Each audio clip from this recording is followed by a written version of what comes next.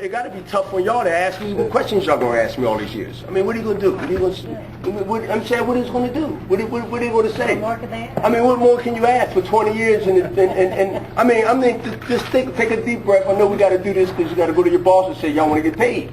So we can go through the motions. Let's go through the motions. I think I can fight. I think I'm in the Hall of Fame in one ballot. I think that my record 12-0 with Southpaw speaks for itself. What else I'm gonna say? What else? I mean, seriously, I ain't trying to be so. I'm just trying to figure out. Help me out here. I got problems. I got Bernard. Huh? Age is not a factor. Well, I think I showed him age is not a factor with me. That thing called resume. See, right now I think I'm doing myself really a disservice, but this is boxing business and I gotta talk. But I think I'm doing myself a disservice because we can just print out my record like somebody do when they go face a judge. The judge don't hear nothing about you're a good guy. He's going to go by what your record says. Your record is your credibility. So why not just tell one of my guys, go on the computer, get my record, and hand everybody a piece of paper of me. So the questions you ask, you be careful and say, well, damn, I can't ask him that. The man made 21 defenses. Well, damn, he fought 12 southpaws. He knocked 8 of them out. Qualified guys. Damn, I can't ask him that. And I guarantee you had 3 questions to ask me. How's your family? How is it? Great. Yeah? Yeah, they're great. What are they up to? Waiting to come out to the fight next week. And they are fixing that big house over there with 17,000 square feet. Talk about, for you at age 43, do you have to do anything different conditioning-wise? Do you have to, scale things back? I must say, or, kind of be aware of what your body's telling you? Well, I looked in the mirror today and I seen I got like 8 gray hairs. Can you see them? Yeah. Okay.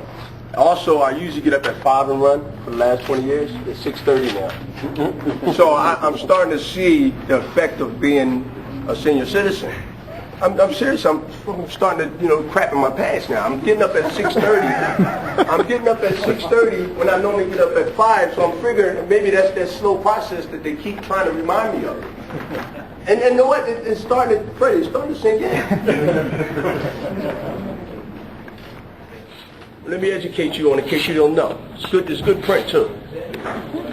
I eliminated guys that Joe tried to fight and hoped to fight if I would have lost to Tarver. Start from that first. But what do you mean, Bernard? Well, Joe at the time was ready to leave Showtime. Matter of fact, his contract was up with Showtime. He's in his 30s. He wanted to come to a network that pays more. What is that? Not Sesame Street, not Nickelodeon, it's HBO. So he gets over at HBO. Part of the deal at HBO is that he would fight. Third fight would be in the United States. Whoever that name is. Obviously his name's on the contract. At the time, I'm retired. Bernard and Roy on his resume, Joe Calzaghe and Tarver fights around this time or earlier. Well, you know what happened. Same thing happened when Tito was supposed to fight Roy Jones. Guess who was in the way? Guess. Who was in the way? When Roy Jones was supposed to fight Tito Trinidad, how long you been writing boxing? Don't stop. Oh my God. When Roy Jones, let me educate you again. I see it on your face, that's why I'm let me educate you. When Roy Jones was waiting on the side, we did the middleweight tournament. He had an oral agreement to sign to fight Tito after he cleared out the middleweight division and become the undisputed middleweight champion in 2001. Didn't happen. That fight didn't happen until 7 years later, and they just fought.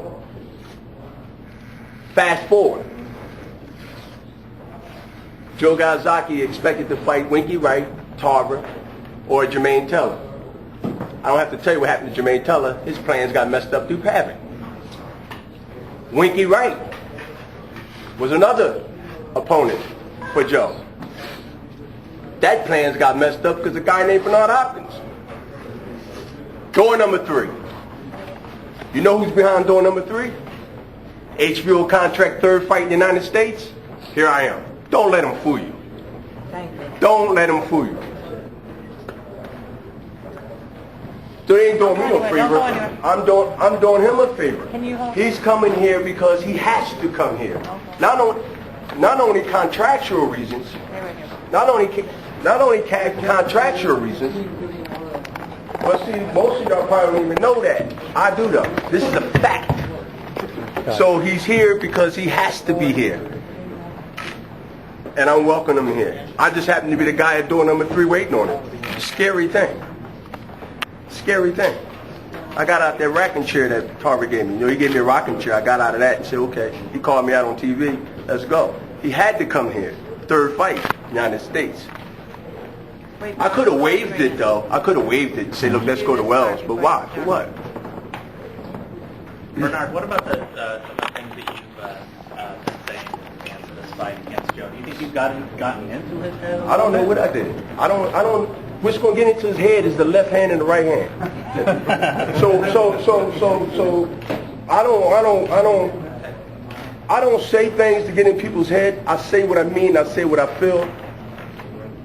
And I have no apology about what I do or what I say to any opponents. This is war. This is fight. It gets nasty, man. Yeah. When you talked about the 1,000 punches around, I mean... Well, that's what I heard. I mean, reporters tell me, oh, he throws a lot of punches. You know. But no, I can't win this fight because the guy he's too busy. So, hey, I had to call Maggie because I can get my cardio up. You know, I'm 43. My cardio gets, you know, in your everything is low. In your entire career, have you fought an opponent like that? Who does he compare to? Someone that you fought before? Oh, I fought a lot of great guys, man. Punchers? I mean, that many punches? I don't consider he's a puncher. The question's not even difficult. How is he different? But this is what I'm saying. This is what I'm saying. 1,000 punches around.